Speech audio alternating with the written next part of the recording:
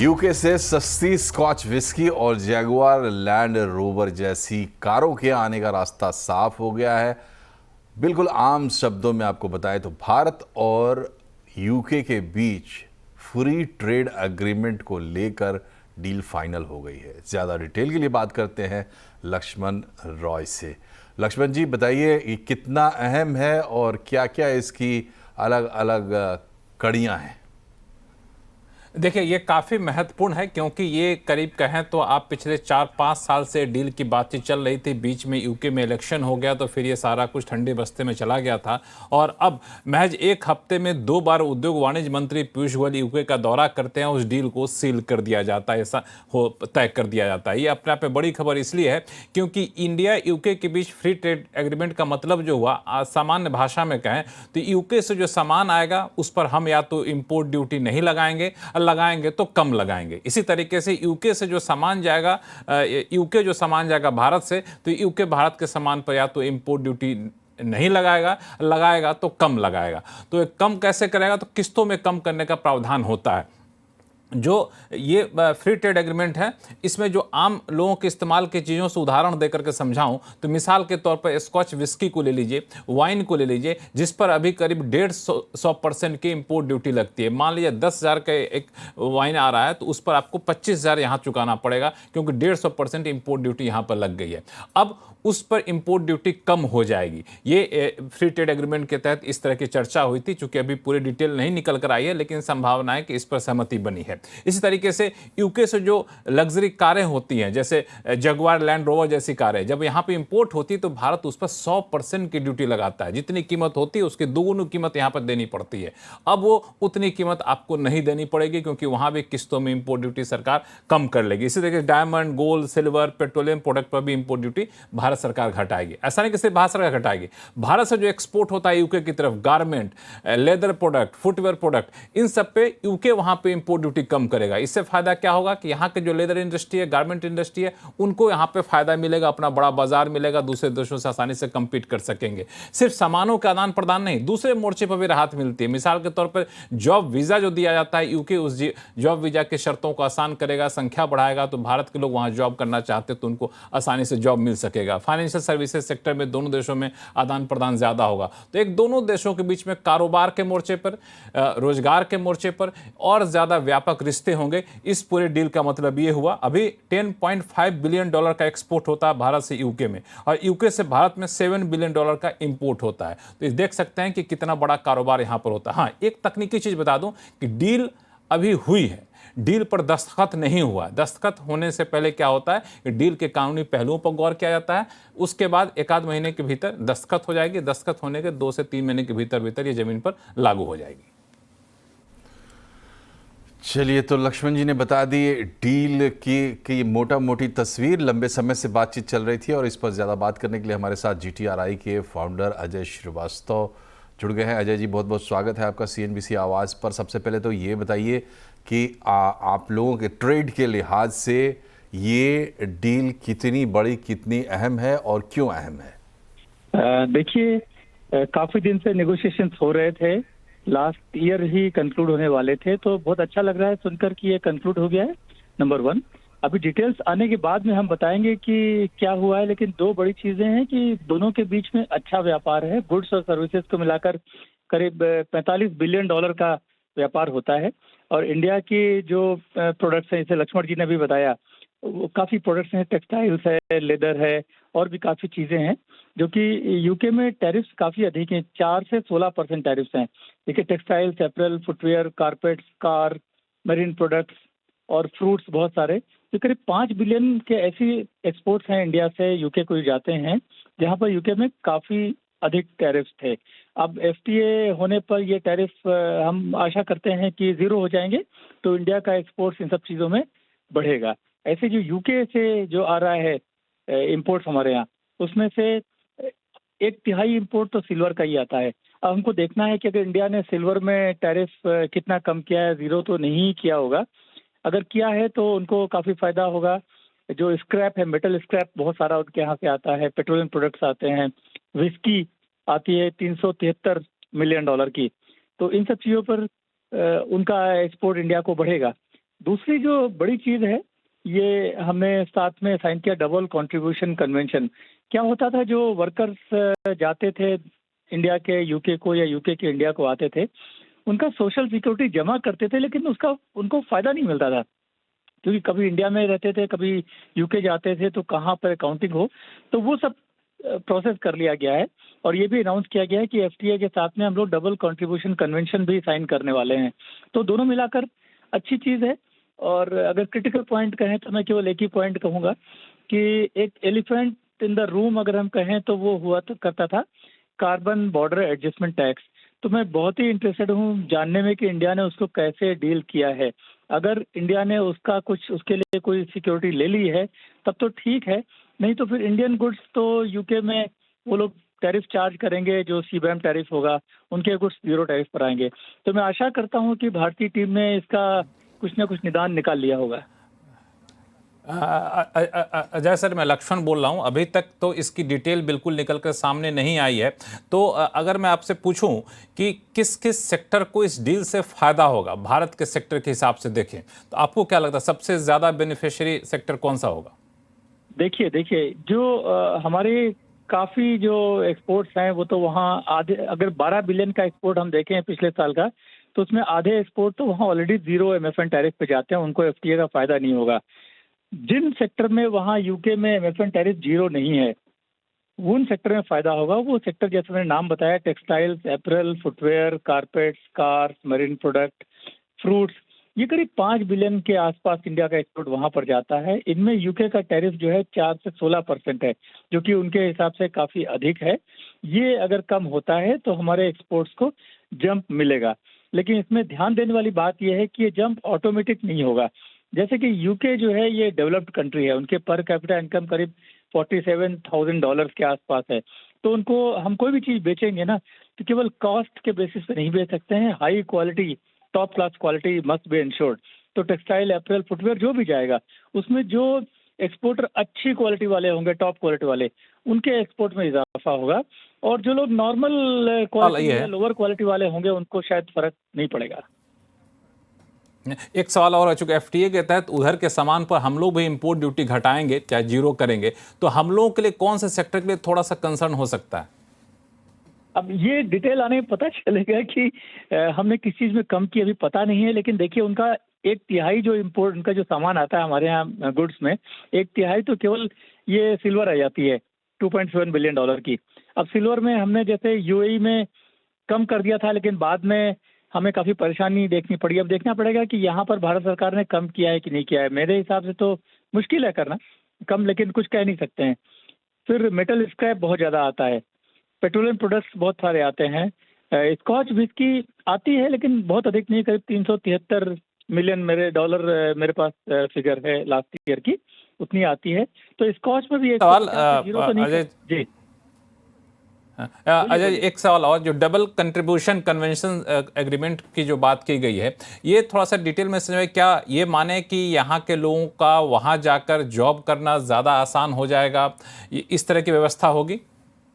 देखिए, जो लोग दोनों जगह जॉब करते थे, बेसिकली जैसे कि आईटी प्रोफेशनल्स हैं, वो उनको कोई उनकी फर्म को, जैसे इन्फोसिस की किसी फर्म को यूके में कोई प्रोजेक्ट मिला और वो 1 साल के लिए यूके में चले गए हैं, तो वहां पर वो हैं इन्फोसिस के कर्मचारी, इंडिया में सब पे करते हैं सोशल सिक्योरिटी, लेकिन 1 साल 2 साल के लिए यूके चले गए हैं तो वहां पर सोशल सिक्योरिटी बेनिफिट पे करेंगे।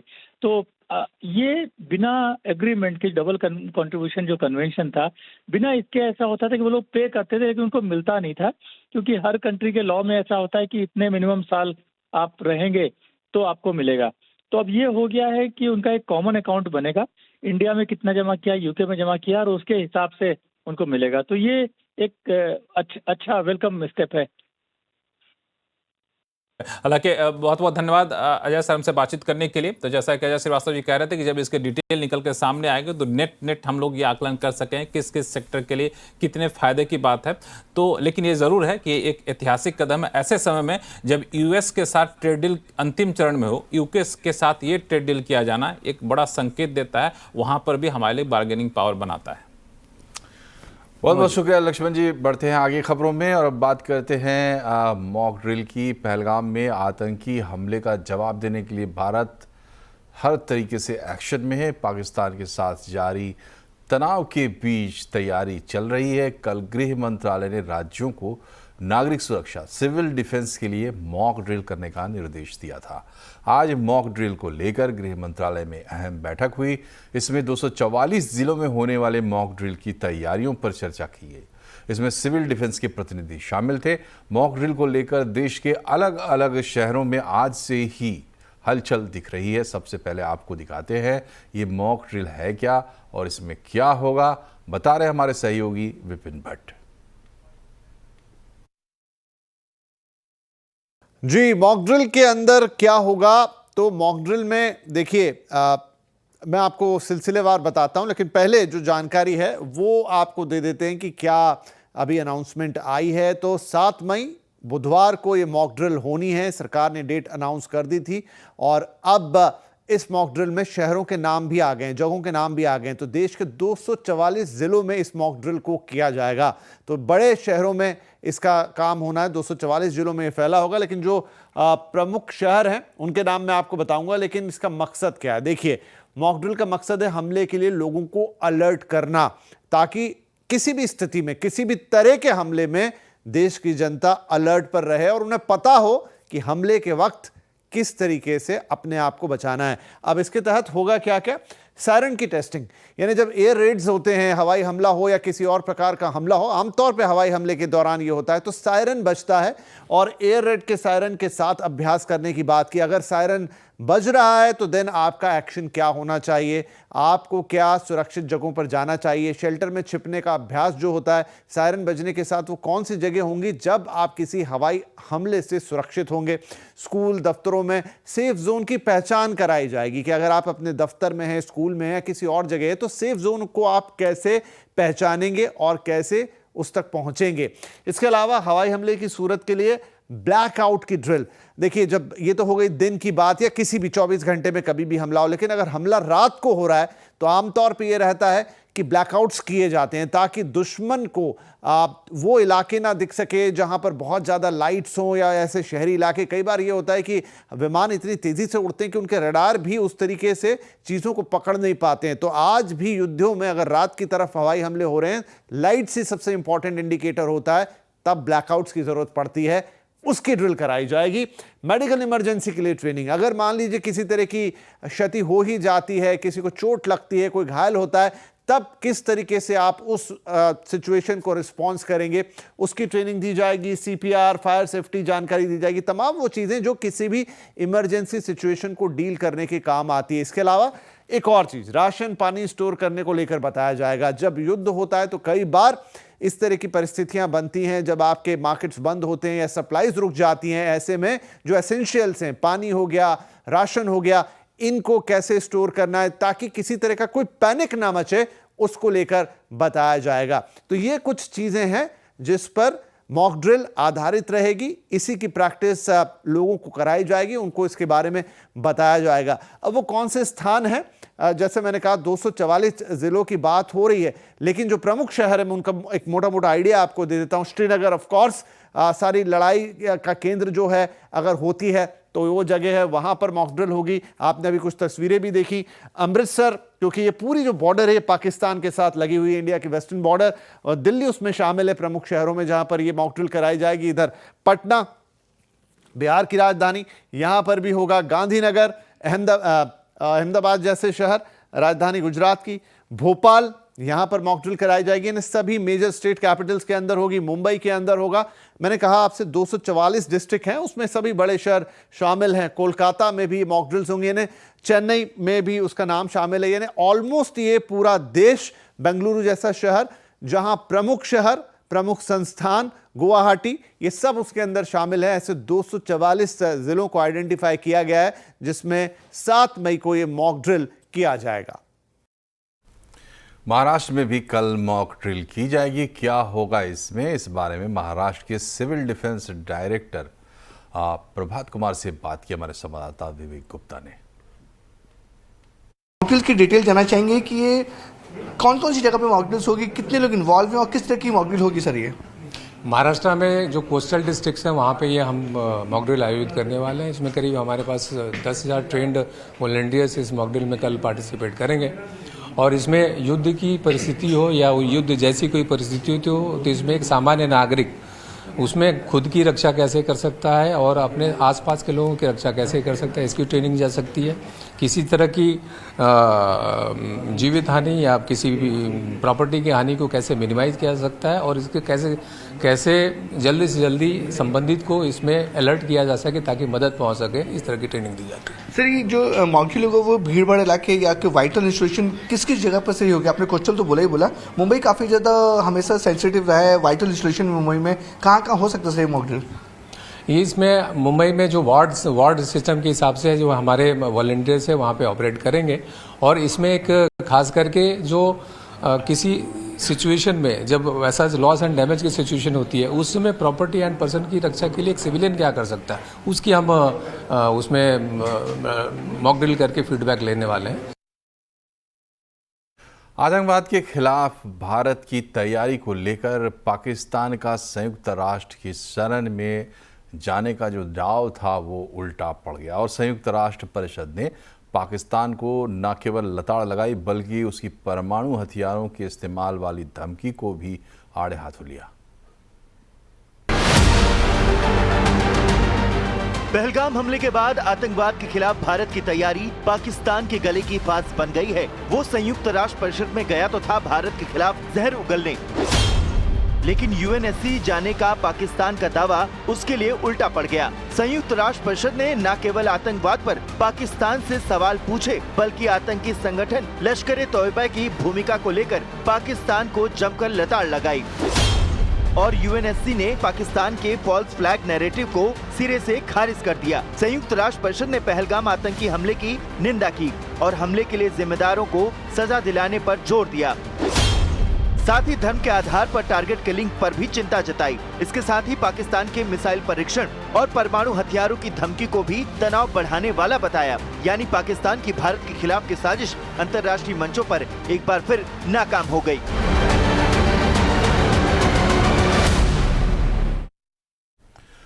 तो संयुक्त राष्ट्र में पाकिस्तान की चाल, पाकिस्तान का दांव उल्टा पड़ गया है। आज आवाज अड्डा में इसी पर होगी बड़ी चर्चा। शाम 7:57 पर देखना ना भूलें। घिरा पाकिस्तान, मिटेगा नामो निशान।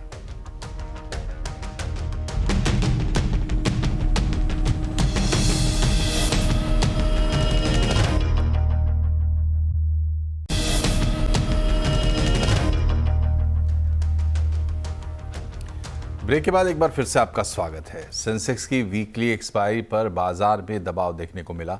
सेंसेक्स निफ्टी गिरावट के साथ बंद हुए हैं। सेंसेक्स 156 अंक गिरा, निफ्टी 82 अंक फिसल कर बंद हुआ है। मिड कैप स्मॉल कैप शेयरों में सबसे ज़्यादा बिकवाली देखने को मिली और निफ्टी पीएसयू बैंक एनर्जी शेयरों में दबाव रहा।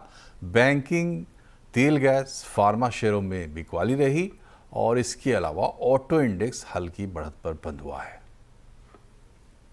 वाणिज्य मंत्री पीयूष गोयल ने कार्बन टैक्स के मामले पर यूरोप को जवाब दिया है। गोयल ने कहा है कि अगर यूरोप के देश भारत पर कार्बन टैक्स लगाते हैं तो भारत जवाबी कदम उठाएगा। उन्होंने कहा कि भारत एमिशन में कटौती और वैकल्पिक ऊर्जा पर काम कर रहा है। भारत क्लीन एनर्जी के मामले में पूरी दुनिया में लीड करेगा। वहीं पीयूष गोयल ने यूएस के साथ ट्रेड को लेकर उम्मीद जताई है। गोयल ने कहा है कि 1 या 2 प्रोडक्ट को छोड़ दें तो भारत और यूएस के बीच कोई प्रतिस्पर्धा नहीं है। दोनों देश एक दूसरे के पूरक हैं। As a trade minister of India, I'm not that terribly concerned. Some economy will have to go down for our economy to go up even faster. And that will open up a plethora of opportunities for us. Not only in the rest of the world, in Europe also. Because as cost of living goes up, they cannot tax any and everything irrationally. They may tax a few items, but in all other items, our competitiveness will only improve. And of course, we will still retaliate also for whatever non-tariff barriers come in. So for us in India, it's a great story, and we are recognized to convert every challenge into an opportunity. British international investment ने renew में बड़ा निवेश किया है। ये निवेश भारत में सौर ऊर्जा क्षेत्र को बढ़ावा देगा और इस क्षेत्र में विदेशी निवेश को आकर्षित करने में मदद करेगा। रीन्यू पावर के चेयरमैन सुमंत सिन्हा से खास बातचीत की आलोक प्रियदर्शी ने। सोलर मैन्युफैक्चरिंग में ये जो $100 बिलियन का इन्वेस्टमेंट है, कितना इसमें रोल अदा करेगा, कितना इसकी कैपेसिटी को बढ़ाएगा और किस लेवल पर पहुंचेगी? ये देखिए, जो हमने इन्वेस्टमेंट अभी अनाउंस किया है BII के तरफ से, ये काफ़ी एक तरह से इंटरेस्टिंग इन्वेस्टमेंट है, क्योंकि ये सोलर मैन्युफैक्चरिंग में फॉरेन डायरेक्ट इन्वेस्टमेंट का सबसे ज़्यादा अभी तक जो मात्रा में इन्वेस्टमेंट हुआ है वो है। इससे हमारी जो सेल कैपेसिटी है वो भी 2.5 गीगावाट है, उसको हम 6.5 गीगावाट तक ले जाएंगे, जो हमारे मॉड्यूल कैपेसिटी के साथ बैलेंस रहेगी। फिर जी, आजकल जिस तरह से टैरिफ वॉर चल रहा है और आपने बातचीत देखी कि चीन के मुकाबले हमारी कम्पिटिटिवनेस खासतौर से सोलर मैन्युफैक्चरिंग में, वो कब तक हम अचीव कर पाएंगे और किस तरह से ये सोलर मैन्युफैक्चरिंग हमारे देश में कंट्री में आगे बढ़ रही है? देखिए, आज के दिन हमारे पास 2 चॉइसेस थे एज ए कंट्री। या तो हम चाइना से इंपोर्ट करते चले जाएं, जो सस्ते मात्रा में वहाँ से इन्वेस्टमेंट इंपोर्ट भी हो सकता है, या तो फिर हम अपने देश के अंदर आत्मनिर्भरता बढ़ाएं और अपना जो इंटरनल एक मैन्युफैक्चरिंग इंडस्ट्री है उसको डेवलप करें। तो इंडियन गवर्नमेंट ने बहुत क्लियर व्यू लिया है इसके बारे में कि हमको डोमेस्टिक इंडस्ट्री को डेवलप करना है और जो बाहर जो हमारी एक डिपेंडेंस है उसको कम करना है। न्यायपालिका में पारदर्शिता लाने के लिए सुप्रीम कोर्ट ने सभी जजों की संपत्ति घोषित करने का फैसला किया था। आज से इसकी शुरुआत हो गई। करीब 21 जजों ने अपनी संपत्ति घोषित कर दी है और धीरे धीरे बाकी जज भी अपनी संपत्ति घोषित करेंगे। क्यों लिया गया ये फैसला, बता रहे हैं संवाददाता असीम मनचंदा। कुछ दिनों पहले ही दिल्ली हाई कोर्ट के जस्टिस यशवंत वर्मा के घर पर भारी मात्रा में कैश मिलने का मामला सामने आया था। उसके बाद सुप्रीम कोर्ट ने फुल कोर्ट की बैठक बुलाई और ये फैसला किया कि सुप्रीम कोर्ट के सारे जजेस अपनी संपत्ति को घोषित करेंगे। अब सुप्रीम कोर्ट के जजों ने अपनी संपत्ति को सुप्रीम कोर्ट की वेबसाइट के ऊपर घोषित करना शुरू कर दिया है। अब तक 33 में से 21 जजों ने अपनी संपत्ति की घोषणा कर दी है। सुप्रीम कोर्ट ने एक बयान जारी किया और कहा कि जल्दी ही ये प्रोसेस चल रही है और जल्दी ही बाकी जज भी अपनी संपत्ति की घोषणा करेंगे। इसके साथ साथ सुप्रीम कोर्ट ने जो दिल्ली हाई कोर्ट है या फिर सुप्रीम कोर्ट के अंदर जो कोलिजियम की प्रोसेस होती है, जो जजों की नियुक्ति होती है, उससे जुड़े हुए सारे दस्तावेज भी पब्लिश करने शुरू कर दिए। उसमें बताया गया कि ये प्रोसेस किस तरह से होती है, किस तरह से रिकमेंडेशंस भेजी जाती है, तो उससे जुड़े हुए सारे डॉक्यूमेंट्स भी ऑलरेडी पब्लिश करने शुरू कर दिए। तो सुप्रीम कोर्ट को उम्मीद है कि इससे काफी सारी ट्रांसपेरेंसी आएगी और लोगों का भरोसा न्यायाधीशों के लिए बढ़ेगा। और बुलेटिन में फिलहाल इतना ही, लेकिन खबरों पर रहिए लगातार अपडेट और इसके लिए जुड़े रहिए CNBC आवाज के साथ सोशल मीडिया के जरिए। नमस्कार।